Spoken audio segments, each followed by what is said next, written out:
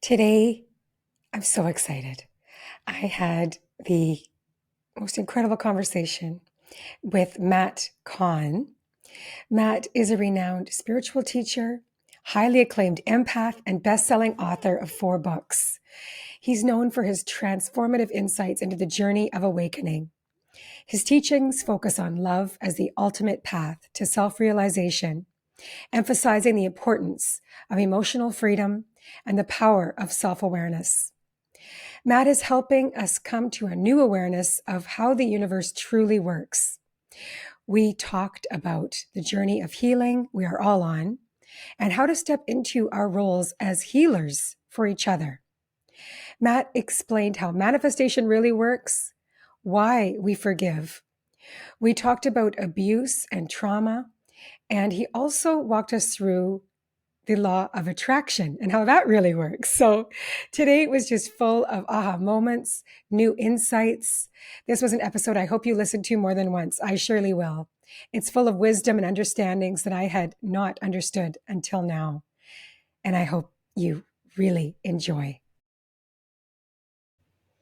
Hello, everyone, our dear community, and welcome to Let's Talk Love.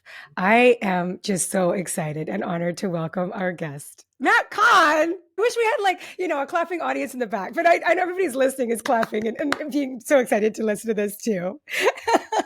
It's an honor. It's such an honor. Thank you for that healthy applause break. Thank you. Oh my gosh, Matt, I have been following and learning from you for years and years. And this is really a dream come true. I mean, I'm just so blessed and grateful for this time with you. So that's for sure. So tell everybody, our listeners know, I'm sure a lot of our listeners know you already and have been following and learning from you. But for those that don't know you, Matt, I know you've been a spiritual teacher leader for, is it true? Like definitely more than 10 years. How long now? Oh, it's been 18 years. 18 years. 18 years. Okay. I, okay. I know that. Okay. I was going to say 18, but then I thought, Yeah, but your spiritual journey started when you were much younger. You say that you were having spontaneous knowings from yeah, a very young age. yeah. We're going to talk about your documentary, Heal by Love, today. And in your books, I've read all 4 of your books, listened to all 4 of your books because I love listening to you. Like I've got, there's something about reading a book, but when you're listening, it's another level because it's Matt Kahn, right?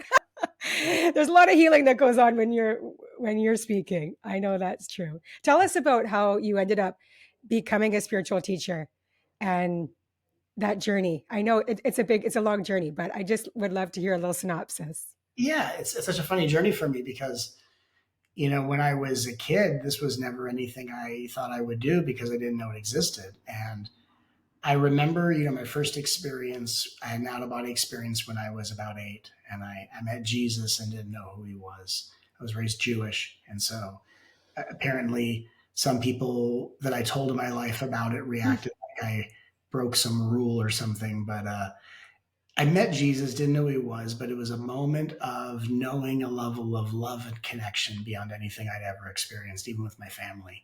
And it really kind of acted as this activation moment. And then from that experience, I began having these spontaneous knowings where I would just know things without knowing why, but it would seem more true than anything I could perceive in the world around me. And, you know, juxtaposed to these big experiences, and I think a lot of viewers will probably resonate with this, I was having this very confusing experience of tuning into the emotions of other people and interpreting their feelings as maybe their opinion of me. So if they were sad, I thought I made them sad. And if they were upset with their family, I thought they were upset with me. So I spent most of my life trying to cheer everyone up, being everyone's counselor from the earliest age. I was my parents' counselor since I was 11. And thinking that unless people are happy, they're upset with me. And so I lived this very emotionally codependent life, not realizing I was an empath and that I could psychically tune into the emotions of other people. And I really just didn't know where my emotions began and theirs ended.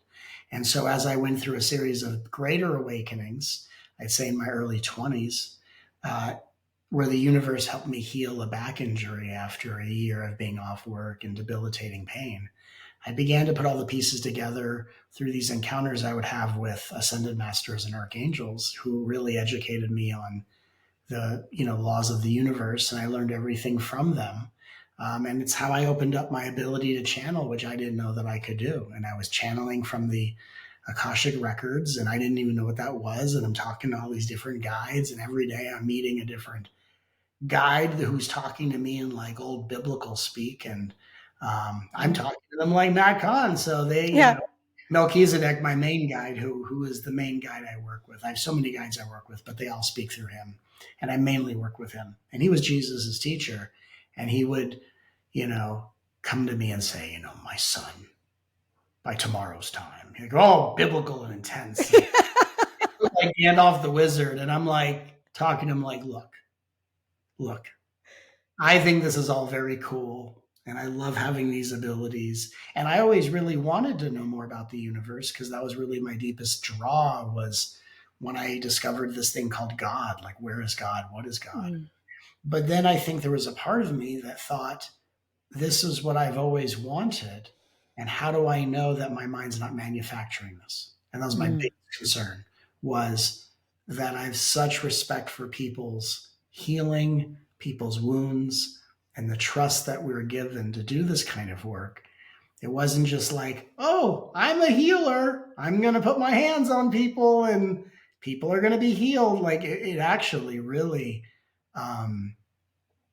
gave great pause to me because I thought, well, if this is the work I'm going to do, I want to train and I want to, you know, I'm going to handle people's trusts and I'm going to be given the ability to work with people through delicate things. And so I really put my guides through the paces and I put myself through the paces because I didn't take this work lightly.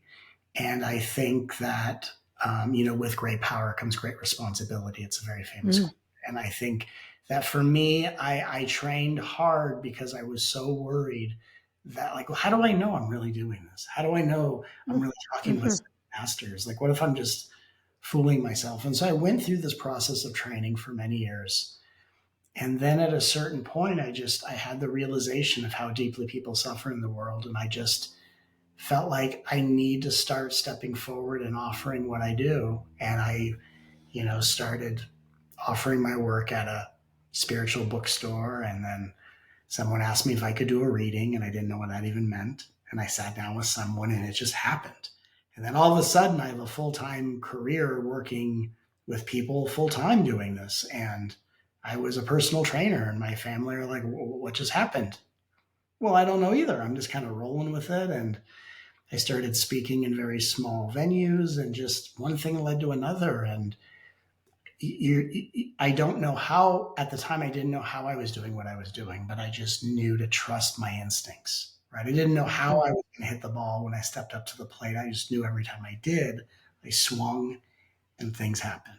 And so for the first 10 years, I just flew by the seat of my pants, allowing myself to share what came through me, and behind the scenes, petrified because I don't know how I'm doing what I'm doing. I just know how to do it when I'm in that moment. And as I kept doing it, I would watch myself outside of myself.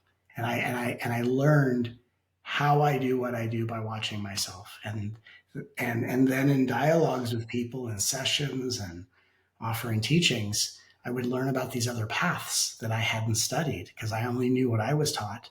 And it seemed very different from the perspectives of what was out there.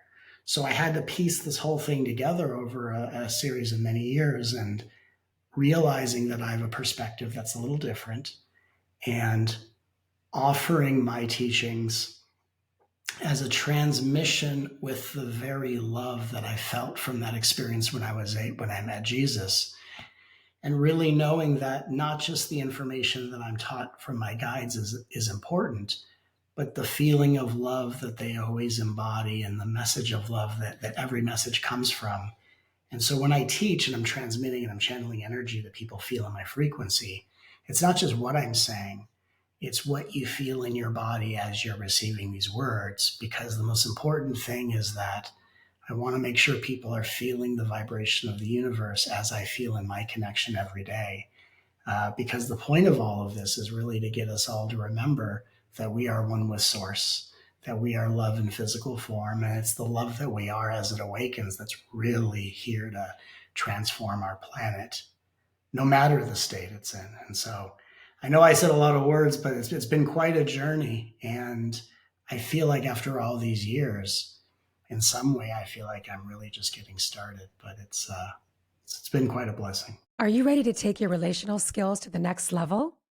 Join us April 12th to the 14th, 2024 for In Bloom, a love and relationship summit. Real Love Ready is putting you in the room with 10 of your favorite relationship experts, including Dr. Gabor Mate, Jillian Turecki, and Dr. Jody Carrington. Learn from the most trusted names in love with a weekend of skill building, growth, and community. Be there in person in Vancouver, BC, or join us virtually from anywhere in the world. Head to realloveready.com to learn more and secure your spot. You can use the code LOVE15 to save 15% off your tickets. I truly hope to see you there. I hear what you're saying, Matt. It's like in the last, I'm going to say 6, 7, 8 months, I've been really diving into so much more of your work, Thank you. and it's getting, I've got the all access pass to the back of, all of it, which is like, yay. Like, it's just like, but you do say, don't binge. This is not like a Netflix series, people.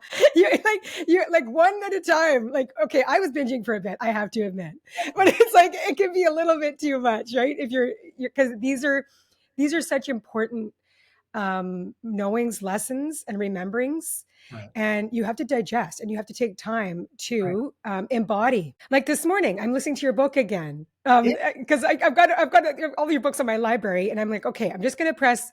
I'm just going to listen to like the first couple chapters just to get myself primed for speaking to Matt. Yeah. And it was about ego and soul.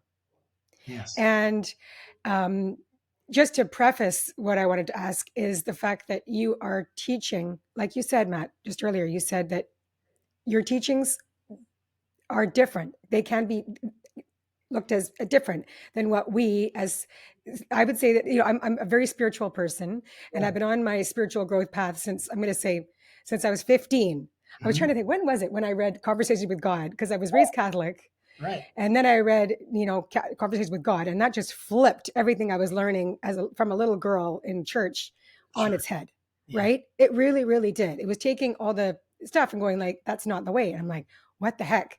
So my best friend and I would skip school, grade 10, and we'd go smoke cigarettes and drink coffee and talk about God for like for like 2 periods. Really get bound. Felt like a badass, but really we weren't doing anything bad. We were just talking about God.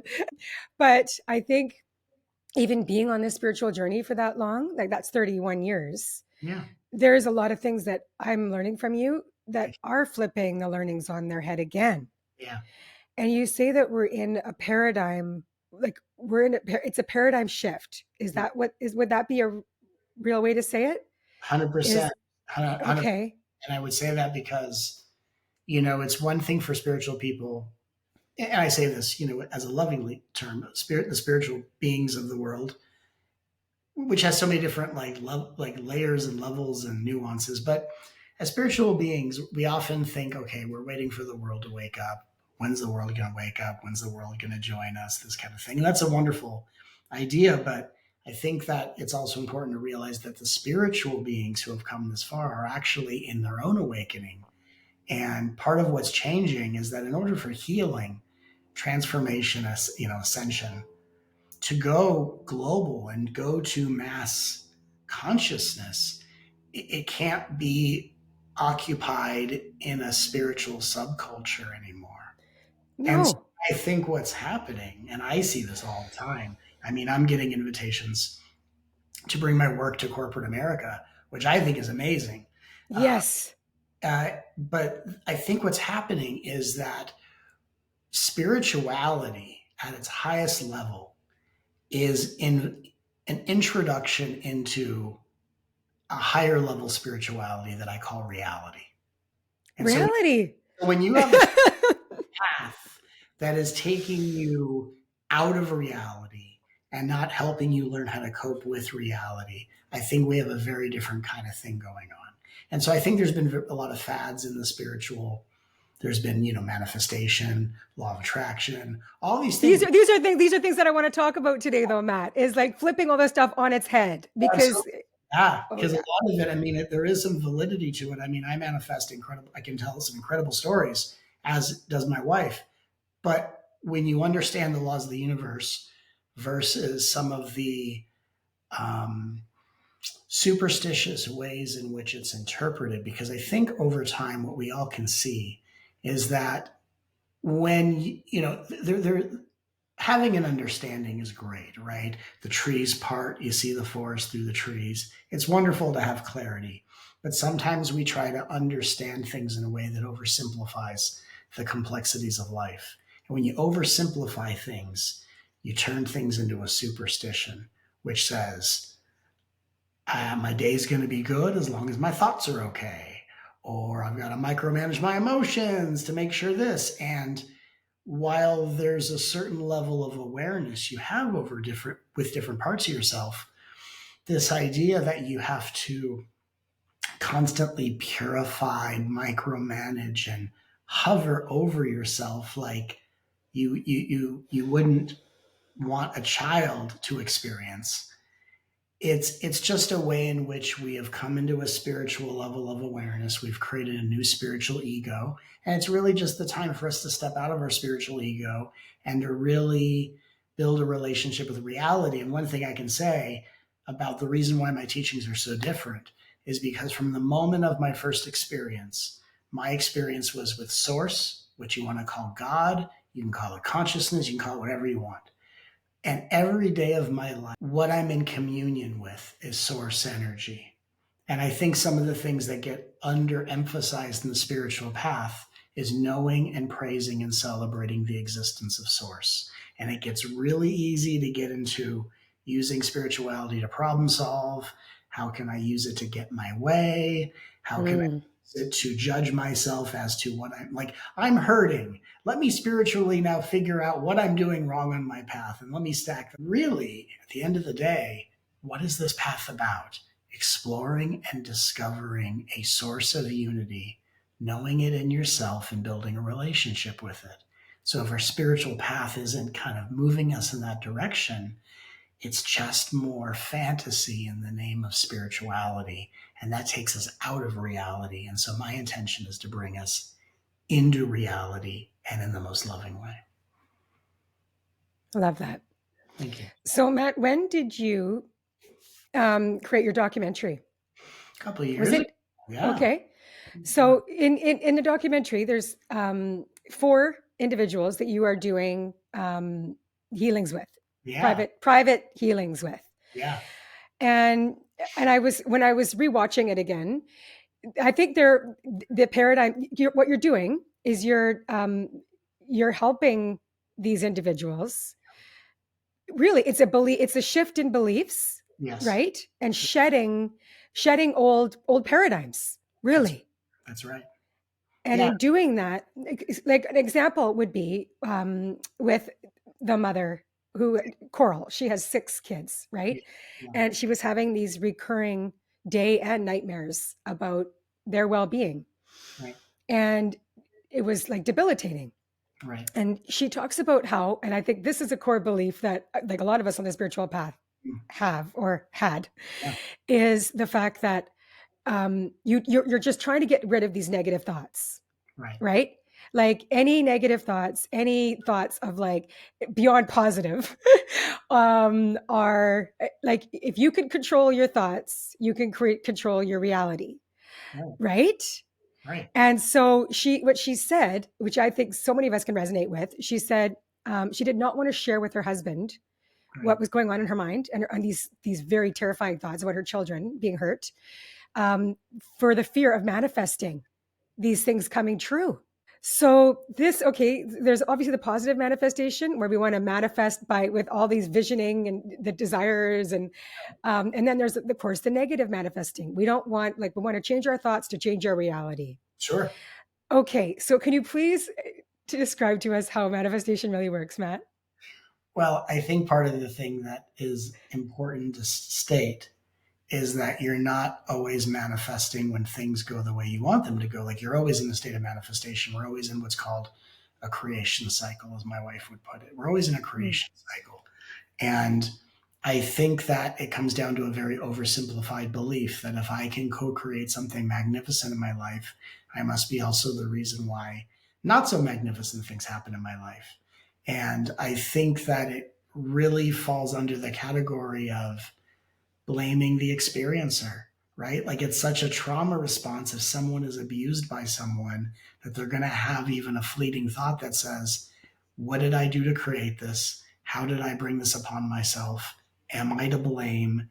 And this wouldn't have happened if I wasn't, if I was more perfect than I am right now, which is part of the justification we go through when we're traumatized. Hmm. So I Hmm. believe because the way it was taught fits with the way we oversimplify trauma and we tend to blame ourselves. We think, what am I doing to constantly bring this into my life? Now, the way I like to Hmm. look at it, the way I was shown it, the way I work with it, is that the universe is always manifesting through you and that you are manifesting experiences that you could perceive as either good or bad based on how your core beliefs and how you interpret life, but that everything is happening to help you on a soul level turn weaknesses into strengths and imbalances into greater stability. And so there's nothing really that we attract that is there's no pain that you attract that's in the way of pleasure, meaning any pleasure in your life up ahead is kind of frozen in time, waiting for you to graduate through different stages. And immediately when you're ready, it animates and comes to life. So there's an idea that the pain I'm in is in the way of pleasure, or if I spend too much time taking my test in homeroom, I'm missing out on recess time with my friends.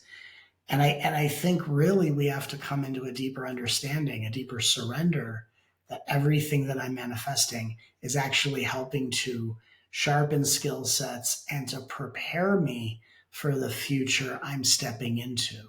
That trying to micromanage and control reality is really just how the ego likes to manifest. And it's a very big leap for people to say when great things happen, they say, I guess I manifested it. And then if bad things happen, they say, well, why did I manifest it? And so I think that the whole purpose of why this conversation of manifestation happened and the movie came out and it's very successful, and I appreciate that. Um, it happened because the seed that was needing to be planted was that we are co-creators. We are co-creators with source, not co-creators when we're trying to control it all, hold the weight of the world on our shoulders, trying to micromanage our mind, trying to control our feelings. So it's really about how can I enter into a relationship of co-creation. And the relationship of co creation is source, please show me why everything in my life is the way it is. Show me what I'm meant to learn from it. Not that I'm going to learn fast so I can get the hell away from it, but what am I meant to learn? What skills am I building? Right. And then you start to see, oh, wow, I have someone in my life that's really difficult for me to communicate with. And I tend to be someone who avoids communication. So, what's the likelihood that I am manifesting the situation to get better at conscious communication? And so Mm. that becomes a clear way to understand manifestation. And there are beautiful things that we're all manifesting. There are beautiful things that we're all co-creating. But the idea that you have to know what it is and that you can't call it in before you know your desire, like the universe we are the universe and the universe created us. Some of us experience ourselves as the universe. Some of us experience ourselves as one with the universe. But what created us, even if it's the I am that doesn't have an ego, there's no one that knows you better than the universe. The universe knows what you want before you want it. And Hmm. what happens is the universe is just not going to bring you things that will distract you from the growth of your soul's expansion. So if you want something and it's not showing up, it doesn't mean you can't have it. It means you are psychically tuning into something you're meant to have at probably the moment you're not meant to have it, because the ego is not good with time. The ego knows what you're going to manifest at exactly the moment you're not meant to have it. And that's when you can turn on yourself and say, why don't I have it? What's wrong with me? I know it's my thoughts, those dastardly thoughts. And while this has been the central theme of a lot of teachings, right? The central theme of a lot of Yeah. teachings is here's the problem, and now let's find what's wrong with you. Oh, it's my thoughts. Oh, it's my emotions. Oh, it's my cellular body. Now, these are all things that are being healed. Yes, when you awaken, your mind does go silent. Yes, your emotions do clear out, and you do have access to different feelings. You also don't have an avoidant relationship with negative feelings, so there's that one. And all these things do happen, but I think the way that people have gone about it is they've decompartmentalized the totality of the journey, and they're trying to micromanage themselves and say, how can I control my mind, fix my emotions, purify my beliefs, and hack my way through this universe? And what happens if you're able to do Mm. that, think you can do that, is it makes you more intolerant to compassion, because if you see someone suffering, you're going to go, I know what you need. You need to change your thoughts. You need to change your emotions. And that's not what someone Mhm. in pain needs to hear. What they need to hear is, I'm here with you. I want to listen to your experience. So, not to assume that even as an empath, I know what it's like to walk in your shoes. And I want to let it be safe for you to share your experience with someone outside of you, and for you to know that you're loved. That right there is more spiritual than any of this other stuff.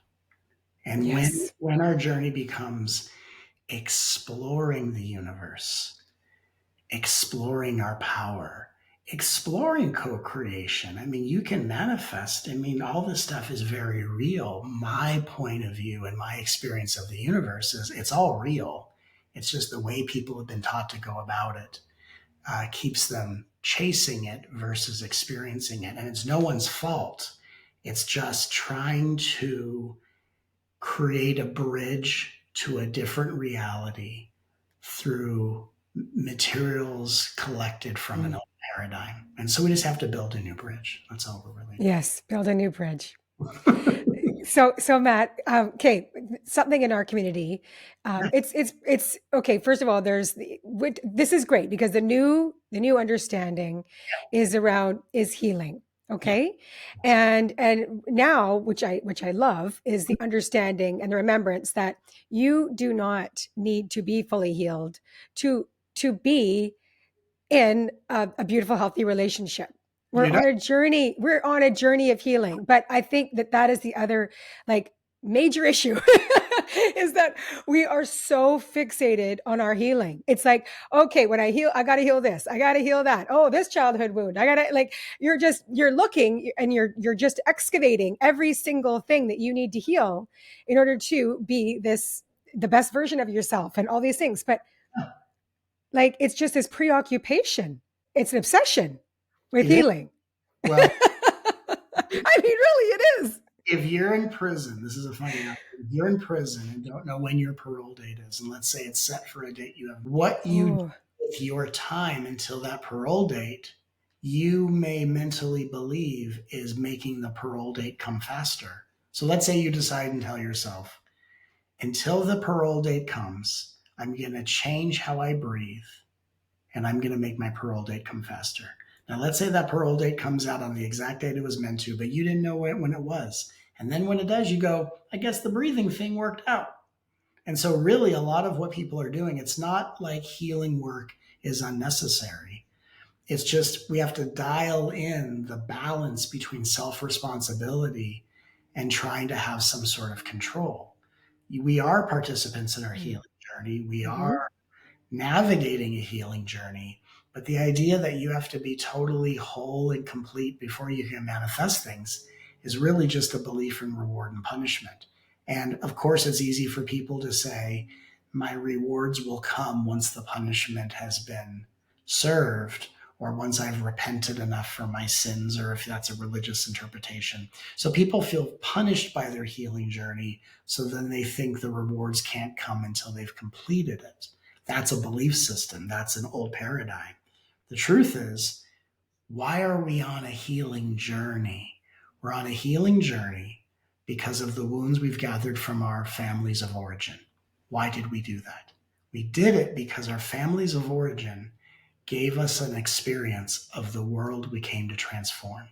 Our families of origin is a microcosm of the world, and as we heal the wounds we experienced in childhood and in adolescence, it is actually initiating us to be healers in physical form, whether you're a healer in corporate America, whether you're a healer and you're doing Reiki at a spa, or whatever you're going to do.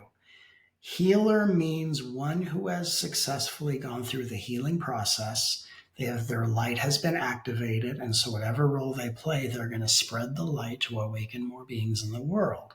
So the oh God, how do I say this?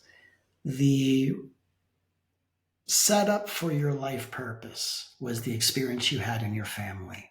The themes you endured that are here to be healed are a part of the themes that you're helping to clear out of the collective. So if I was here and part of my mission was to clear sexual trauma out of the collective for those who are not ready to heal it in themselves, I would have gone through a sexual trauma that put me on a certain path. As we go through an awakening journey, a healing journey, we are healing the wounds that we survived in the past, and it's initiating us, it's activating us to remembering that we are the light that heals and transforms. We are consciousness. And so the whole purpose of going through a healing journey is to come out the other side healed and ready to shine your light in whatever role or profession you play, whether you're a stay at home mom, whether you're a musician, whether you're a corporate American employee, or whatever you are. And so the whole purpose of this is that people who are healing are remembering that they have the power to heal themselves because they are healers. And what my wife and I both are interested in doing is we guide people through a healing journey from the perspective that they are a healer going through the initiation stage of being a healer, which is a very different experience of reuniting with the light of source and going through that whole experience versus how can I control and perfect myself so that my life can get better. And so we look at it more of a rite of passage, and we look at it more of the healing journey is a cocoon of conditioning. It's where the caterpillar of ego dissolves, and it's where the butterfly of rebirth emerges. And as we, as the butterfly, are reborn, we then bring to the planet the new higher consciousness that is helping to move the world in a more conscious, mindful, heart-centered way of alignment. Some of us are doing it through crowdfunding. Some of us are doing it through, you know, community outreach. Some of us are doing it, and some of us are actually doing it energetically. And, some of us play a lot of different roles, but inevitably your evolution, your ability to heal is helping you remember that you yourself are a healer. And what's amazing is that I've experienced a lot of healers who are not fully healed, who won't fully heal until they first step into their mission, where those people have thought, I can't step into my mission until I'm healed first. But the truth is being Oh, two-thirds or three-fourths of the way healed, but stepping into your mission not fully complete and healed is and allowing yourself to say, look, if there's even a third of me open, let me be a doorway to let the light of source through. That's actually how you go the other side of the journey. And so we have to kind of wake up out of spiritual perfectionism and not wait for us to be perfect, whole, and complete before we serve. It's our ability to serve in whatever state we're in that actually takes us further into remembering the wholeness that we've always embodied. oh my goodness, Matt. Thank goodness there's going to be transcripts in this. I'm telling you, there's just so much in that. What you just said around our family of origin was Yeah. a microcosm for Yeah. the healing that we will help transform for each other. Mhm. Holy crap. That is beautiful. Absolutely amazing. I've never heard that one, Matt. That's a good one. Good one. I mean, I No, was, it's amazing. It's amazing. It absolutely is amazing because when you watch the documentary, when people watch Healed by Love, yeah, the people that you that were so brave and courageous and just beautiful that were on and achieved healing with you, their stories were just amazing. Like for instance, like Leah, like you, yeah, she was a six when she was 6, she was sexually abused, yes, and one of the things I wanted to talk to you about was is forgiveness yeah, and something that you okay, first of all, abuse, okay, because this is something that there's so much shame and blame, and how like as human beings when we do go through trauma, something like that, I can only imagine, and what Leah did express is that she did have shame, and right, she was her she was unable to speak about it because her family wasn't willing to after right. she told them. So it's just like as a little girl, you just kind of clam up, right? And then you're that's a learned something you learned to do to protect yourself. Something you said, which I wrote down as a quote, Matt, was you said, those who abuse others are avoiding the pain of their wounds That's by right. hiding it in the bodies of those who they attack. That's right. And I've never, when I mean, I had to write it down because I'm like, how you that's just such a big thing to wrap your head around. Like, can you explain that, Matt? And then also the forgiveness piece on how, Yeah, you know, Leo was able, like, I don't know if that's true or not, but I mean, it's like he was occupying space in her yeah. Well, energetically. so we can tie it both together in one answer. So Yes. the misunderstanding is that when people say, I forgive you, they often interpret it to mean it's okay that that happened. That's never what the phrase means. No. So if I define it as trauma is how people hide from their own unprocessed pain by hiding it in the bodies of others.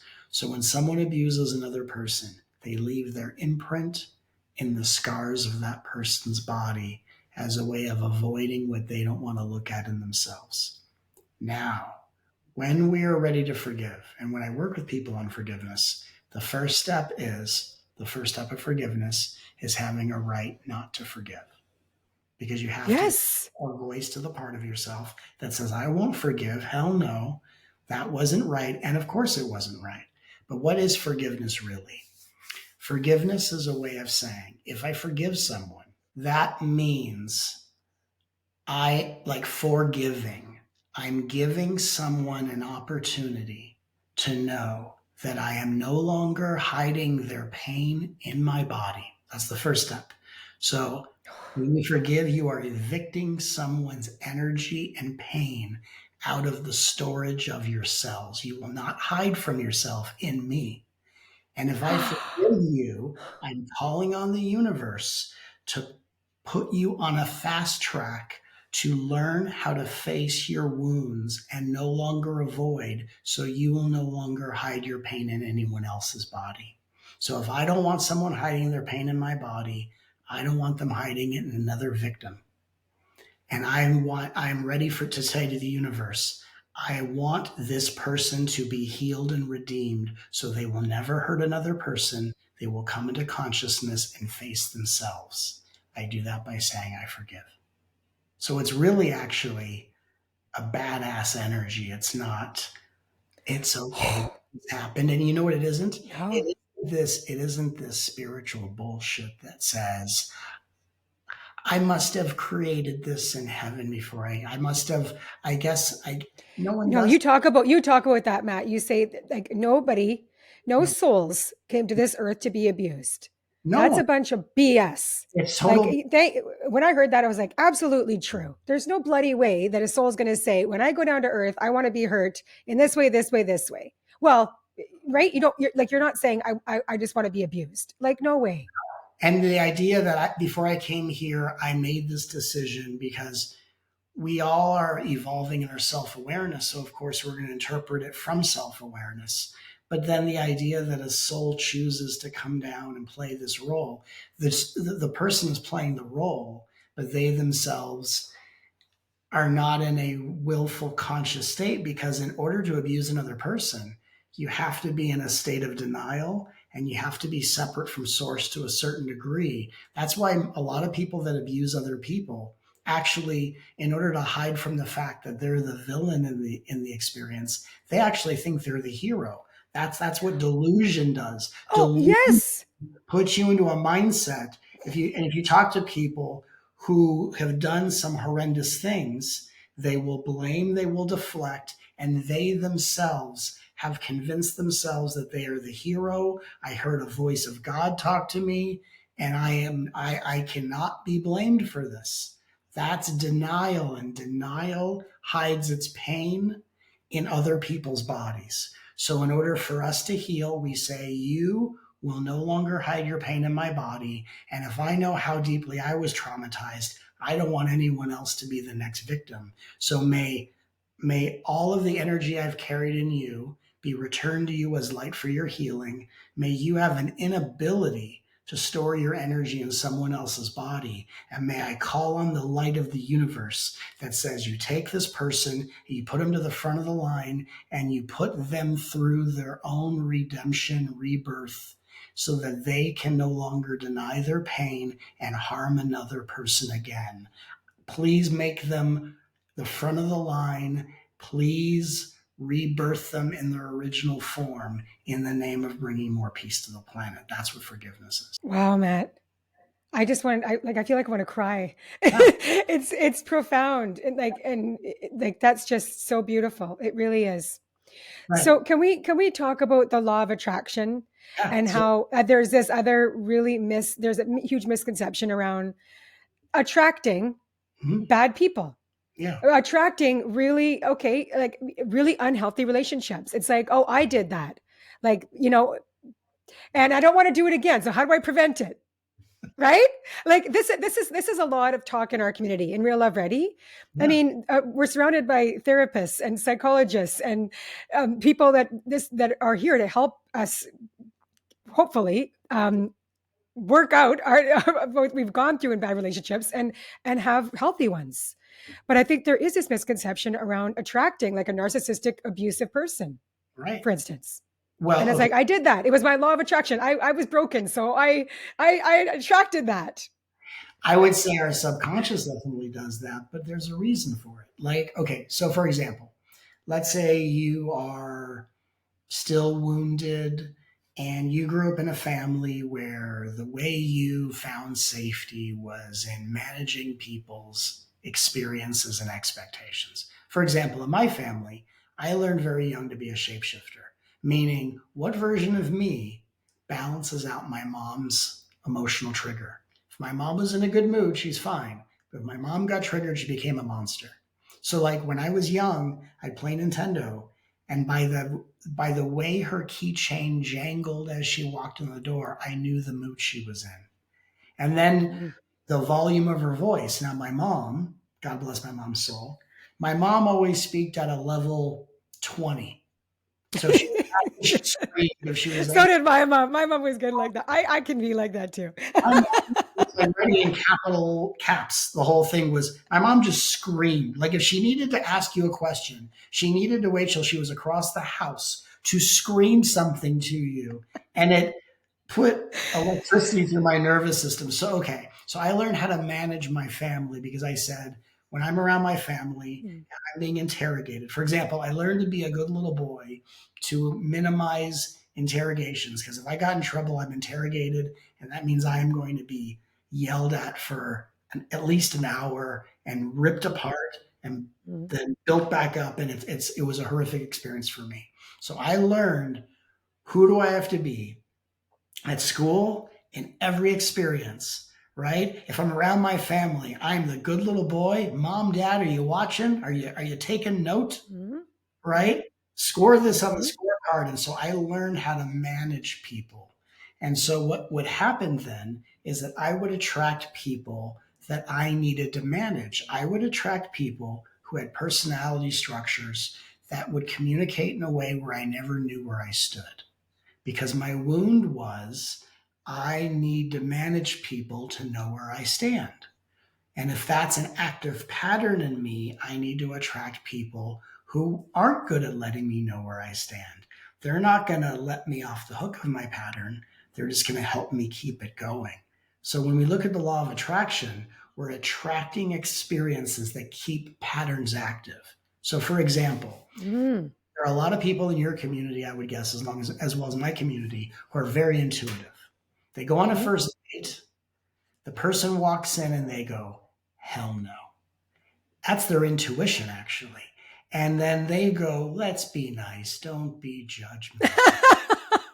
It's like you have to flip the script because you're not being loving enough. It's like this. You're not being loving enough. What would Matt Kahn think? Matt Kahn would agree with you and say, get the hell out of here, right? That's what I would say.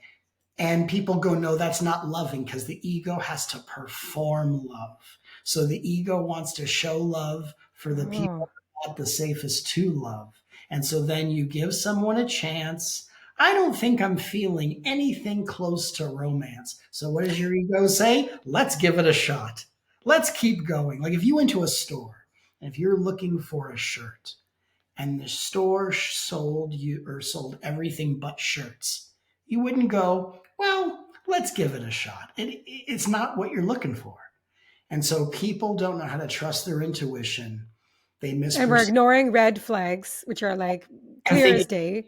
thinking it's judgment and wanting to give someone a chance. We want to confuse people's potential with their reality. Because here's the thing, we're already light beings. So we're trying to find in other people our frequency. But what we don't know is you might be tuning into the light in another person that they're not meant to be for 5 more lifetimes. Oh So then gosh. because we as empaths are reflecting people's future, other people, whether they're narcissists or more often they're self-centered, are reflecting our past. Not even our unhealed past, but just our past. So we are people's potential. And so we confuse their potential with reality. And then we get in relationships where we get to manage people and figure out how can I make them into a project and make them more of how I want them to be, because we need things to manage because we don't know how to exist in relationships where we know where we stand, because our history is I don't know where I stand.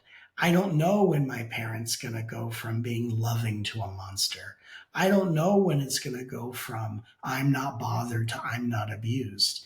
And so what we attract is a person that keeps us in the same pattern that we played out from our traumas or our neglects or from our losses. If you have unprocessed losses in you, you're going to love someone, they're going to leave you, or they're going to be avoidant, they're going to ghost you to bring you back to that grief that hasn't been healed. So there is something to attraction, Mm. but the idea of I'm going to change it so I don't attract it again, the most unpopular truthful answer is you're going to attract it until you outgrow the wound. And so the wound is usually one of a few things. It's I'm afraid to trust my intuition because I think it's a judgment. I confuse people's potential with who they are in reality. And I attract people where I don't know where I stand because I confuse relating to people with managing their experiences. And so when we heal the root of codependency, that's when you start to create space for different people to enter your life, people that will communicate their needs. And then you learn how to communicate where you only need to be fully present with someone when they have reached out for help. I mean, if you feel someone in a place of need, you go, hey, are you in a place of need? I'm feeling stuff and I don't know if I'm feeling myself or you. And you can ask, but people that are healthy will ask for your help when they need it. And a healthy relationship is I can assume that we're good unless I know we're not, versus this, are we good? Are you sure we're good? You said we were good, but then I saw your eye twitch a little bit. Hmm. I pulled a card the other day and I'm not quite sure. And all this stuff where, and then we approach the spiritual path that way. We approach our healing journey that way. We turn it on ourselves. Are you okay? Are you sure you're okay? How about, and if we just relax into the nature of surrender, if we relax into, I'm not going to fast track this. It's going to be what it's going to be until it's meant to be different. And if I take it nice and slowly, I'm going to see the truth, which is I accept I'm intuitive and I don't know how to trust it. And in the very beginning, all your intuitions feel like judgments because your ego's trying to control it. I don't know how to relate to people without managing them. I don't know how to separate someone's potential from the reality. And then you just start to slowly learn, like, okay, let me listen to their words. Let me watch their actions. Are they matching up? Are they not matching up? What if Right. saying no to someone is the best thing for both of us? What if I said no thank you to someone for a second date, it puts them in the direction of being around people that they need more than me, and it opens up space for me to attract a better person I can connect with. So we can't assume saying no is a form of rejection. You can't control people's feelings. And if a no isn't as comfortable to say as a yes, it's why we're attracting things that aren't what we really want. Because when you're in a true place of worthiness, saying no can be just as thoughtful as a yes. And Yeah. someone's feelings are hurt, we say, I honor how you feel and may you be blessed. And we don't have to take responsibility for people's experiences because we try to make sure that everyone's okay with our choices because the outside world represents the family of our origin. Where if someone in my family was not okay with Matt Kahn's decision, like if I'm young and I'm telling my parents I'm going to do this and that, and they don't agree with me, I got chewed out. I got Mm. that. I got interrogated. I Hmm. got punished for sharing my inspiration with people who needed to approve of my choices because I lived under their roof. I was their prisoner. I had a great relationship with my family, but it was very obvious to me. Like, quick story. When I was 13 years old, my parents sat me down and they said, Matthew, how would you like to have a very big party for your 13th birthday? And I said, well, what's the catch? Because I know my family. They said, well, you're going to have something called a bar mitzvah. And you're going to learn the Hebrew language and this whole thing. And they said, you're going to be honored as a man in the religion. And I looked at my parents and I said, I don't mean this against myself, but I don't feel much like a man right now. To be honest, I'm not a man. Like Yeah. At 13, 13, and I'm not up for this. Yeah. feel like a man. So thanks for your little invitation, but Yeah. no, thank you. I was much more interested in being lazy and playing Nintendo. And then my mom Mhm. looked at me, she said, let me put you this way. You're going to be bar mitzvahed. And I went, oh, I see what this is. I'm going to be bar mitzvahed. And you asking me was hoping I would agree. And when I didn't, then you played the you live under our roof, you eat our food, and this is how you're going to be. Oh, Mhm. and how many of us have gone through that? And I say this, I've healed so much with my family, but like there's so many of Right. that we are traumatized and need the outside world. Like you need a first date to agree that they don't want to have a second date with you so you don't walk away feeling guilty. So this is the codependence and the shame. Oh, yes. Oh, wow, Matt. Again, we do attract things, but it's not the way people think. We Yeah. attract things to ultimately bring to our awareness the games we play on a subconscious level, which we call secondary gain. That I attract someone in my life who does it, who gives me infrequent attention so that I can keep wondering where I stand. And then when you're not in a relationship, you wonder where you stand with the universe. Am I aligned with the universe? Does the universe like me? Am I pleasing the universe? And we're still playing it out on our spiritual path. And it's all here to wake us up out of our ego games. And as you wake up from your ego games, it's more of a journey of being one with spirit than about fixing yourself. It's a Oh very, my gosh. yeah. Being one with spirit rather than fixing yourself. Oh my gosh, Matt. Matt Kahn, I just love you so much. I thank you so much. This was, like I said, like, thank goodness there's transcripts because I got to read through it and watch it over and over again. I love it. I love it. I really do. It's So full of gems. You're the best. thank you. Oh, thank you, Matt. So tell us we've got a couple minutes. I just want to hear what else is going on. I know you're getting married in like 12 days. Yay! I and my beloved Joanna are getting married. It'll be the exact. We Oh, no, met on. sorry, 19 days. What was I talking about? Yeah. I have no concept of time. Well, here's the thing: March 10th is my birthday, and then the 17th we're getting married, which is the year to the date we met. We met, and people think Yeah. St. Patrick's Day. We met at actually a conference we were speaking at. Like I don't want people to think we met at some pub, and but Drinking green beer. Come on, Matt. these No. spiritual figures having shots of Irish whiskey. No, but we met at a talk, and we both met and fell instantly in love. And so we're getting married on the year of the date we met, and we're starting to bring our teachings together. We're both going to have separate offerings, but we're also bringing stuff together. And what we're just finding, as partners, as husband and wife, and as colleagues in the field is just how our work, how everything just perfectly fits together. I mean, she and I are both experiencing the greatest love we've ever known, and it's passionate and it's comfortable at the same time. And she has two children, so now I'm about to be a stepfather and a step grandfather, which I don't even know what that is, but like I mean I do, but you know what I mean. Like I don't feel Yeah.